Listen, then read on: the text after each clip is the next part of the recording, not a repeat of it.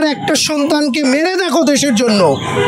তুমি নিজে তোমার বাচ্চাকে মৃত্যু নিজের লাশ কাঁধে নিয়ে দেখো যে কেমন লাগে। আরে বেটা, তুমি কে ছিলে? তুমি কোথায় আন্দোলন করেছো?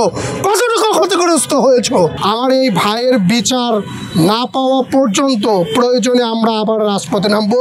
তোমার একটা সন্তানকে মেরে দেখো দেশের জন্য। তুমি নিজে তোমার বাচ্চাকে মৃত্যু নিজের লাশ কাঁধে নিয়ে দেখো যে কেমন লাগে, কলিজাতে কেমন আগুন লাগে। তখন সেই মুখের ভাষা আর থাকবে না। আজকে আমি বলতে চাই যে এই দেশের যে ব্যবস্থাপনা, যারা এই সকল কথা বলে, এরা হচ্ছে কাটা ঘায়ের উপরে নুনের ছিটা মারে। এদেরকে আমি সাবধান করে দিতে চাই যে আপনারা এমন কিছু কথা বলবেন না যাতে আপনারা কথার কারণেই আল্লাহ তাআলা আপনাদেরকে ধ্বংস করে দেয়। আমাদের মারতে হবে না, আপনাদের কিছু করতে হবে না, আমাদের এক ফোঁটা চোখের পানি আপনাদের জন্য পতনের যথেষ্ট, আর কিছু প্রয়োজন হবে না। আজকে আমার এই আপু কান্না করছে, এই যেই ভাইটি ছিল সেই ভাইটি হয়তো বা প্রচুর আদরের ছিল। একটি ছোট ভাই তার বোনের কাছে কিন্তু অনেক আদরের থাকে। আমারও দুটো বোন, আমিও একা। আমার বোনরা আমাকে পেলে মানে ভালোবাসবে কীভাবে বুঝতে পারে না। তো সেই জায়গাটা তো এই আপুরও ছিল।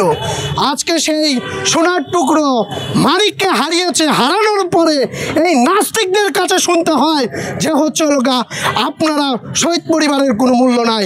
আরে বেটা, তুমি কে ছিলে? তুমি কোথায় আন্দোলন করেছো? কতটুকু ক্ষতিগ্রস্ত হয়েছো? একবার ক্ষতিগ্রস্ত হয়ে থাকো, তোমাকে আমরা সম্মান দেবো, কোটি কোটি টাকা দেবো। আসো একবার তোমার সন্তানকে মারি, আসো তোমাকে একটা পঙ্গ করি, তারপরে দেখি তোমার মুখের ভাষা আমাদের মতো হয় নাকি পূর্বের মতোই থাকে।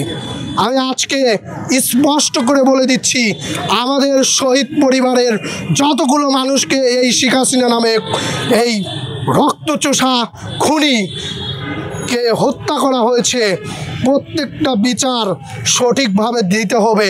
না হলে ডক্টর ইউনূস সাহেব সহকারে যারা এই রাষ্ট্রীয় পরিচালনা করেছেন এবং কি যে সকল রাজনৈতিক দল আমাদের সাথে সহযোদ্ধা হিসেবে ছিলেন, যদি আমরা এই বিচার না পাই তাহলে আমরা মনে করব এই দেশের কোনো বিচারক নেই, এই দেশে কোনো সঠিক নিরাপত্তা মানুষ নেই যারা হচ্ছে সুন্দরভাবে বিচার করতে পারে।